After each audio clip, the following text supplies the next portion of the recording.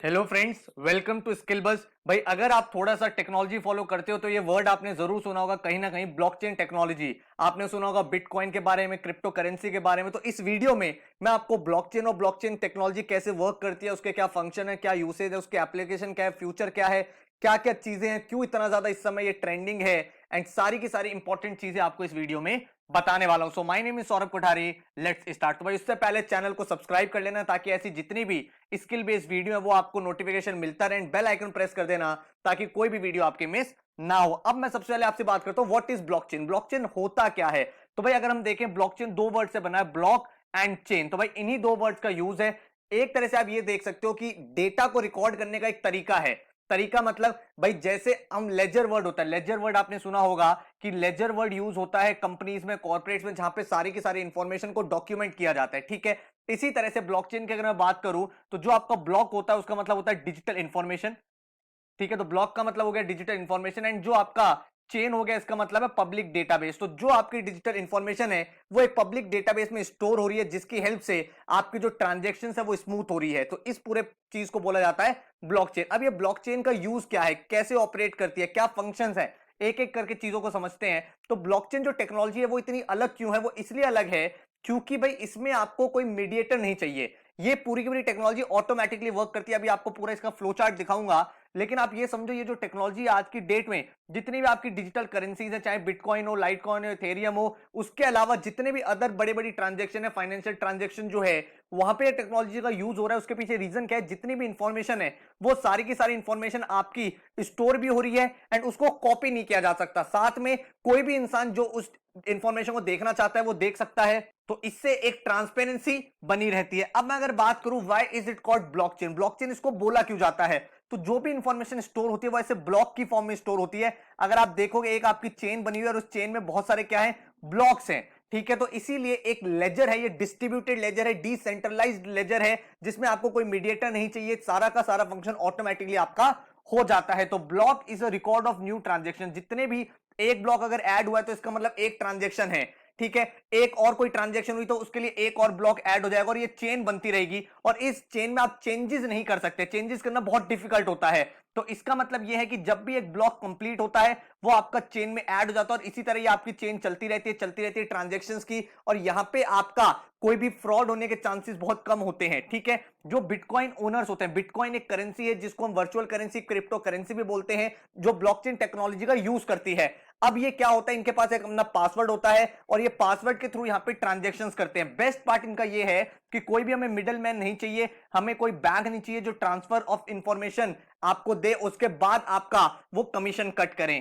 तो भाई अगर मैं आपसे बात करूं ब्लॉकचेन काम कैसे करता है, तो लेट्स से अगर मैं बैंक की बात करूं सबसे पहले आपसे, तो बैंक में क्या चीज होती है? बैंक में अगर आपको मान लो एक अकाउंट है एबीसी का, एबीसी अगर एक्स वाई जेड को पैसे भेजना चाहता है तो आप क्या करते हो? आप एक ट्रांजैक्शन इनिशिएट करते हो, फिर जो आपका बैंक है बीच में, वो बीच में बैंक आता है, बैंक उस ट्रांजैक्शन को वेरीफाई करता है कि आपके अकाउंट में पैसे हैं भी या नहीं भी है। जब आपका बैंक वो क्रॉस वेरीफाई कर लेता है तो सामने वाले के बैंकर को वो इन्फॉर्म करता है कि ये एक ट्रांजैक्शन होना चाहती है, और ये वाला बैंक भी फिर क्रॉस चेक करता है। उसके बाद एक्स वाई जेड के अकाउंट में वो अमाउंट क्रेडिट होता है। तो यहां पे आपको एक मीडिएटर चाहिए, एक बैंक चाहिए जो उस ट्रांजैक्शन को वेरीफाई कर पाए। लेकिन ब्लॉकचेन में ऐसा नहीं होता। ब्लॉकचेन में क्या फंडा होता है? मान लो जिम है, जिम जो है वो मैरी को पैसे सेंड करना चाहता है, जिम जो है मैरी को पैसे सेंड करना चाहता है, तो ब्लॉकचेन टेक्नोलॉजी का यूज करेगा और वो ट्रांजैक्शन को online as a block represent कर देगा। ठीक है, अब ये जो ब्लॉक है, ये ब्लॉक आपका पूरे नेटवर्क में चला गया है और वो नेटवर्क हर जगह डिस्ट्रीब्यूट हो गया है।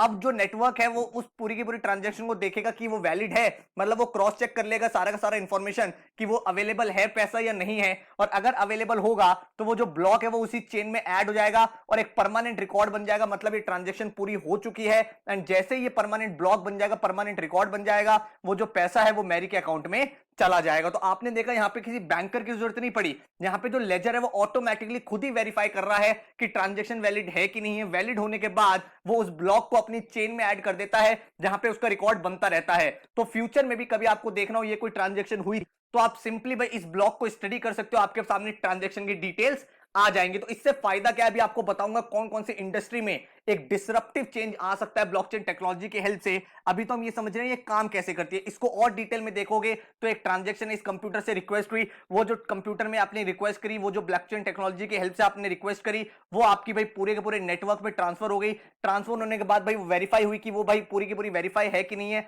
जब वेरीफाई हो जाती है तो नया ब्लॉक ऑफ डेटा बन जाता है जो आपकी चेन में ऐड हो जाता है, एक तरह से आप बोल सकते हो लेजर में ऐड हो जाता है। और वो जो ब्लॉक जब ऐड हो जाता है उसके बाद वो ट्रांजैक्शन आपकी पूरी की पूरी फिनिश हो जाती है। तो बीच में आपको कोई मीडिएटर नहीं चाहिए, आपके अकाउंट से दूसरे के अकाउंट में पैसा चला गया चाहे किसी भी फॉर्म में गया हो, एंड वो पूरा का पूरा प्रोसेस डिसेंट्रलाइज्ड है, कोई गवर्नमेंट का इन्वॉल्वमेंट नहीं है, कोई सेंट्रल बैंक का इन्वॉल्वमेंट नहीं है, किसी बैंक का इन्वॉल्वमेंट नहीं है, एंड पूरी ट्रांजैक्शन स्मूथली आपकी कैरी आउट हो जाती है। अब क्वेश्चन ये निकल के आता है ये इतना पॉपुलर क्यों है, इसको आपको दो एग्जांपल्स देता हूं जिससे आपको और ज्यादा क्लैरिटी आएगी इस टेक्नोलॉजी के बारे में। अगर भाई आप दो बैंक्स की बात करो तो अगर दो बैंक है, अगर उनको अपने अकाउंट बैलेंस में ट्रांसफर करना है तो भाई वो रिक्वेस्ट करेंगे ट्रांसफर मनी के लिए वन कस्टमर टू अनदर। भाई उसके बाद उनका एफर्ट लगेगा, वो चेक करेंगे कि भाई ट्रांजैक्शन में बैलेंस है कि नहीं है, अकाउंट में पैसा है कि नहीं है, वो दूसरे बैंक को कोऑर्डिनेट करेंगे, फिर उसको डिलीवर करेंगे मैसेज कि हाँ बैलेंस है ट्रांसफर कर दो, एंड उसके बाद वो ट्रांजैक्शन आपकी हैपन होगी। तो इसका मतलब काफी ज्यादा टाइम लग रहा है और काफी ज्यादा एफर्ट लग रहा है, और इसीलिए बैंक्स आपका एक ट्रांजैक्शन कॉस्ट भी चार्ज करते हैं, क्योंकि भाई ये पूरे प्रोसेस को कंडक्ट करने में भाई टाइम एफर्ट लग रहा है, और आपने देखा पैसा ट्रांसफर करते हो तो उसमें टाइम भी लगता है। इस वजह से यहां पे ये चैलेंज है। अब इस पूरे प्रोसेस को एलिमिनेट करने के लिए क्या किया जा सकता है, ब्लॉकचेन टेक्नोलॉजी का यूज किया जा सकता है, जिसमें एक सिंगल लेजर होगा जहां पे एक बैंक अकाउंट से दूसरे बैंक अकाउंट में जैसी ट्रांजैक्शन प्लेस होगी ऑटोमेटिकली जो नेटवर्क है वो वेरीफाई कर लेगा, एंड जीरो कॉस्ट पे आपका पूरा का पूरा ये जो प्रोसेस है वो हैपन हो जाएगा इन द रियल टाइम। अगर आप बैंक के अलावा दूसरा एग्जांपल समझना चाहते हो जहां पे यूज हो सकता है, तो आप एक रेलवे कंपनी के बारे में सोचो। अगर आप रेलवे कंपनी की टिकट खरीदना चाहते हो तो क्या होता है, आप रेलवे टिकट की वेबसाइट पे जाते हो या उनके एप्लीकेशन पे जाते हो, फिर आप अपनी टिकट की डेस्टिनेशन सेलेक्ट करते हो, फिर क्रेडिट कार्ड कंपनी जो है वो पैसे चार्ज करती है जब आप उसके लिए टिकट बुक करते हो। आपने देखा होगा डेबिट कार्ड या क्रेडिट कार्ड से पैसे चार्ज होते हैं। अब यहां पे चैलेंज क्या आता है, चार्ज होने के बाद जो रेलवे उनको एक मैकेनिज्म बनाना पड़ता है कि ये वाली टिकट बिक चुकी है, ये वाली टिकट नहीं बिकी है।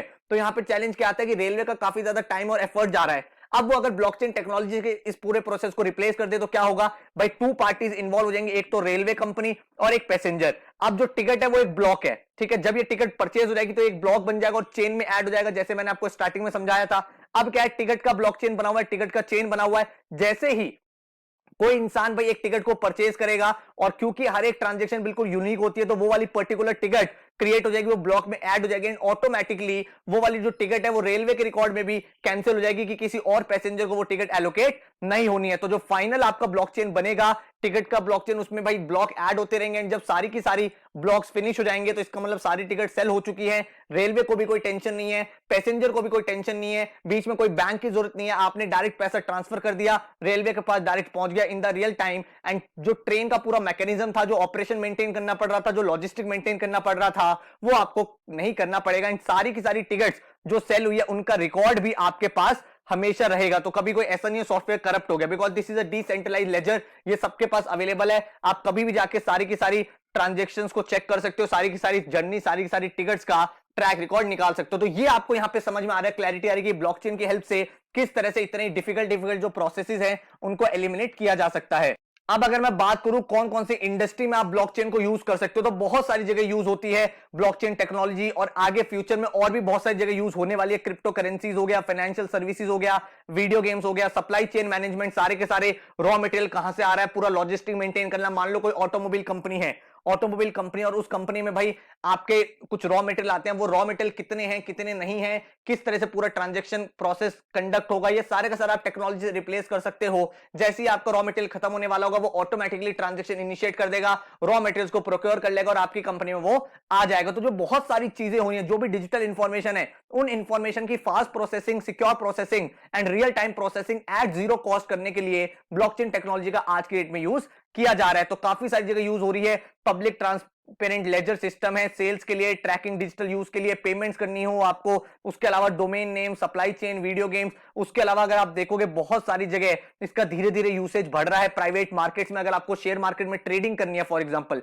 तो ट्रेडिंग करनी है तो वो भी आप रियल टाइम कर सकते हो, किसके शेयर अवेलेबल हैं। आपको कोई जो स्टॉक एक्सचेंजेस है वहां पे डील नहीं करना पड़ेगा, आपको जरूरत नहीं है डीमैट अकाउंट की। डीमैट अकाउंट बनाओ, पहले ऑर्डर प्लेस करो, फिर ऑर्डर आपका अवेलेबल होगा, कोई बायर अवेलेबल होगा, वो यस करेगा, फिर स्टॉक एक्सचेंज आपको अप्रूव करेगा। ये पूरा पूरा प्रोसेस एलिमिनेट हो जाएगा। ब्लॉकचेन टेक्नोलॉजी की हेल्प से आप डायरेक्ट यहां पे ट्रांजेक्शन इनिशिएट करोगे एंड सामने वो ट्रांजेक्शन पूरी हो जाएगी एंड बीच में कोई भी आपका मीडिएटर रिक्वायर्ड नहीं होगा। तो इस तरह से यूज हो रही है ये ब्लॉकचेन टेक्नोलॉजी। एंड फ्यूचर की अगर मैं बात करूं तो बहुत सारी जगह, अलग अलग जगह ये टेक्नोलॉजी यूज होना चाहती है एंड धीरे धीरे इंप्लीमेंट हो रही है। धीरे धीरे अलग अलग कंट्रीज में इसका यूज बढ़ रहा है। जैसे फॉर एग्जांपल अगर आप यहां पे देखोगे तो जो ईशा है, शी वांट्स टू, भाई वो जो है मैनेज करती है लाइसेंसेस और परमिट, पब्लिक रिकॉर्ड और सुपरवाइज करती है इलेक्शन बैलेट्स। तो यहां पे भी आप ट्रांसपेरेंसी इंक्रीज कर सकते हो। जो इलेक्शन बैलेट होते हैं, किस तरह से वोटिंग सिस्टम है उसको पूरा का पूरा रिप्लेस किया जा सकता है ब्लॉकचेन से।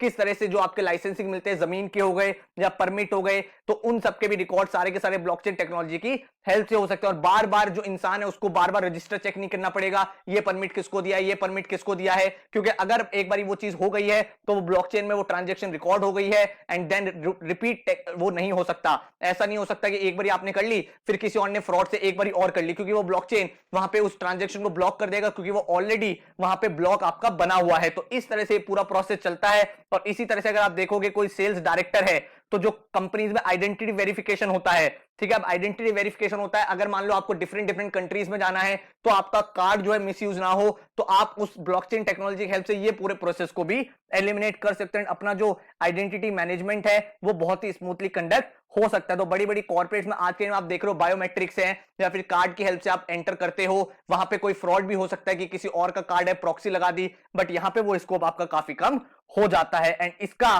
फ्यूचर में इंप्लीमेंटेशन देखे तो हेल्थ केयर में, वोटिंग सिस्टम में, साइबर रिस्क में, क्रिमिनल्स की ट्रैकिंग में। अगर कोई इंसान है जिसने बहुत सारे क्राइम करे हुए हैं, अब वो कहीं पे अपनी डिटेल्स डाल रहा है और वो फ्रॉड करने की कोशिश करे कि मैंने तो नहीं किया हुआ, लेकिन जैसे ही वो अपने रिकॉर्ड को डालेगा, उसका रिकॉर्ड क्योंकि ब्लॉकचेन में अवेलेबल है, वो डिटेक्ट कर लेगा कि इसने तो बहुत सारे क्राइम करे हुए हैं। तो विदाउट एनी बैकग्राउंड चेक, जो भी बैकग्राउंड चेक है ऑटोमेटिकली इस ब्लॉकचेन टेक्नोलॉजी की हेल्प से फ्यूचर में यूज होते रहेंगे। एंड कोई भी ट्रांजेक्शन है वो रियल टाइम में हो रही है तो स्पीड आपकी काफी ज्यादा इंक्रीज हो जाएगी एंड न्यू इंडस्ट्री अपॉर्चुनिटीज आएंगी, इस फील्ड में काफी सारी जॉब्स आएंगे। तो ये भाई एक फ्यूचर है ब्लॉकचेन टेक्नोलॉजी का। तो आई होप आपको थोड़ा बहुत बेसिक क्लियर हुआ है किस तरह से ब्लॉकचेन टेक्नोलॉजी का यूज होता है, कहां यूज होता है, किस तरह से ट्रांजेक्शन प्लेस करती है, फ्यूचर क्या है, अपॉर्चुनिटीज क्या है। तो अगर आपको वीडियो पसंद आया है तो चैनल को सब्सक्राइब कर लेना एंड वीडियो को लाइक करना, ताकि भाई पता चले कि आपको हमारा कंटेंट पसंद आ रहा है। So thank you so much, all the best, take care.